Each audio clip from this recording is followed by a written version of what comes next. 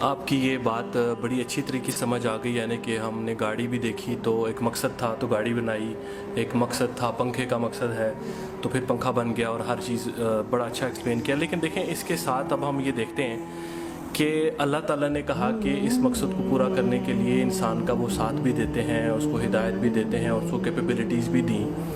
اور اللہ تعالیٰ نے بالخصوص ایک بات کا ذکر کیا، دیکھیں بچپن سے ہم سنتے آ رہے ہیں اللہ تعالیٰ جو ہے انسان سے 70 ماؤں سے زیادہ محبت کرتے ہیں، ٹھیک ہے۔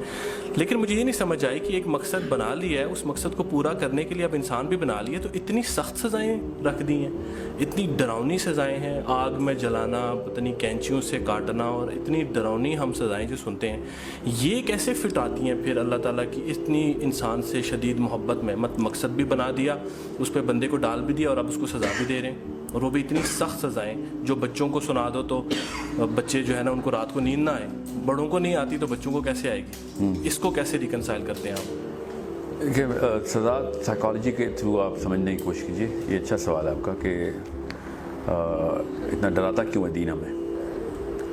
تو سائیکالوجی میں نا سزا کا کانسیپٹ سب سے چھوٹے جرم کے لیے اور سب سے بڑے جرم کے لیے سب سے پہلے تو سزا کا کانسیپٹ سمجھ لیں۔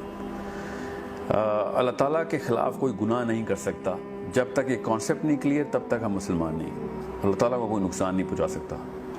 یہ جو سزاؤں کی سختی ہے، کینچیوں سے کٹ رہی ہیں زبانیں اور 100 دفعہ بندہ مر رہا ہے، ٹھیک ہے، یہ کانسیپٹ انسانوں کے اندر انصاف کے لیے ہے۔ اللہ تعالیٰ کو کوئی گولی نہیں چلائے گا کہ اللہ نے گولی کا بدلہ لیا ہم سے۔ اگر ہمیں یہ بات نہیں سمجھ آئی ہوئی تو پھر تو یہ کنفیوژن رہے گی کہ ہم نے اللہ کے خلاف کوئی کام کیا، اللہ نے بدلے لیا۔ اللہ کوئی کسی انسان سے کوئی بدلہ اللہ نہیں لے رہے، اللہ انسانوں کا بدلہ دوسرے انسانوں کو دے رہے ہیں۔ تو شرک کرنے سے اللہ تعالیٰ کو کوئی نقصان نہیں ہوتا، نہ ہی کفر کرنے سے نقصان ہوتا ہے۔ اللہ کو کیا انسان پوری کائنات بھی ایک طرف ہو جائے، اللہ کو کیا نقصان پہنچانا ہے؟ سو اللہ تعالیٰ اس انصاف کو بتا رہے ہیں کہ اگر ایک بندے نے فار ایگزامپل آپ کے بچے کو مار دیا، ٹھیک ہے، تب آپ کے اندر سے خود ہی آواز آئے گی کہ اس کو وہ سزا دی جائے جو اس تکلیف کے برابر ہو جو مجھے پہنچی ہے، ٹھیک ہے۔ اب ایک بندے نے 100 انسانوں کو قتل کر دیا تو اس کو کتنی دفعہ قتل کر سکتا ہے انسان؟ ایک دفعہ، اس کے بعد تو جان ہی چلی گئی۔ اب دنیا 100 پھانسیاں دیتی ہے، اس بیچارے جسم کو کیا پھانسی لگنی، وہ مر چکا ہے، اس کو باقی کی 99 پھانسیاں صرف اور صرف مذاق ہوتا ہے۔ ایک مرے ہوئے جسم کو تو تکلیف ہی نہیں ہوتی، اور باقی کے جو 99 ماں باپ کے بچے اس بندے نے مارے ہیں اس کا کوئی انصاف نہیں ہو سکتا، وہ کسی ایک بچے کا انصاف پورا ہوا ہے، سمجھ رہے؟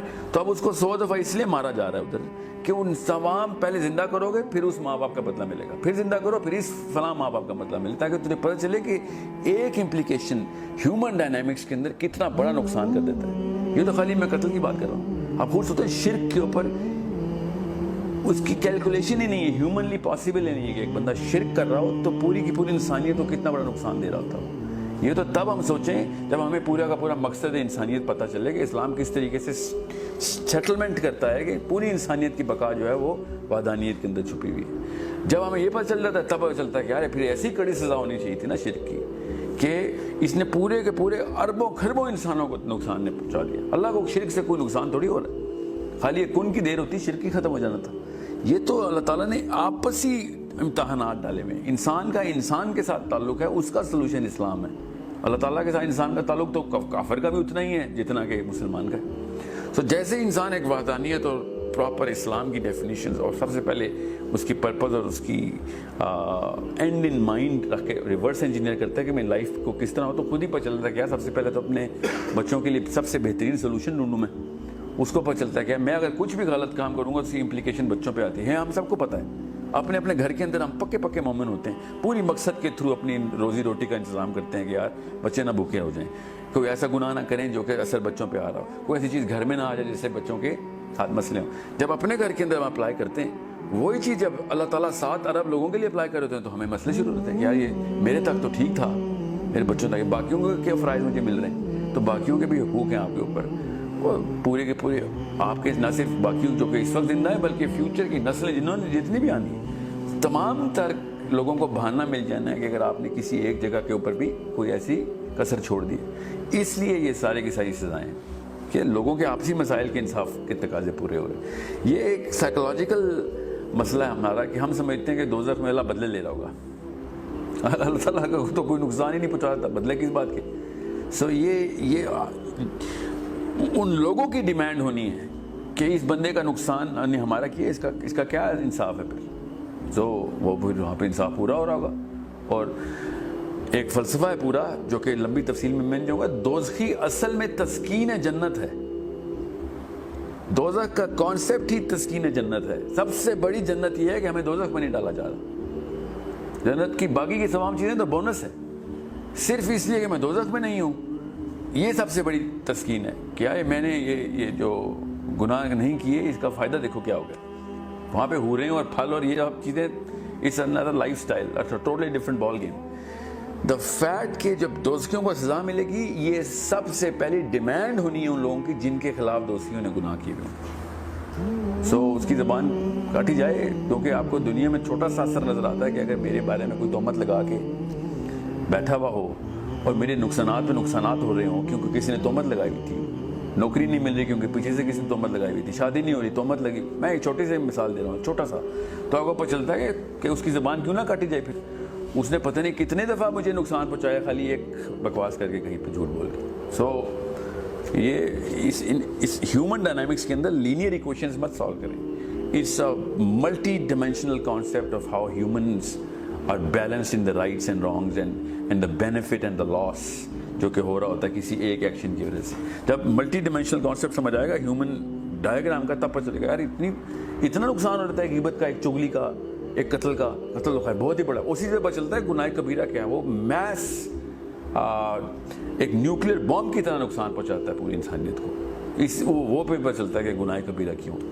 پھر عام ایسے گناہ جو کہ چھوٹے گناہ ہیں, وہ اس کا مطلب ہوتا ہے اس کا اسکوپ ذرا لمیٹڈ ہے, اور وہ پھر وہ تو وضو کرنے میں معاف ہو جاتے. ایک مثال ہے کہ ایک گناہ کی امپلیکیشن کو اوور آل ڈائنامکس میں دیکھیں گے تو پتہ چلے گا کہ یار there is a certain way to settle the score on this because he made so many people سفر.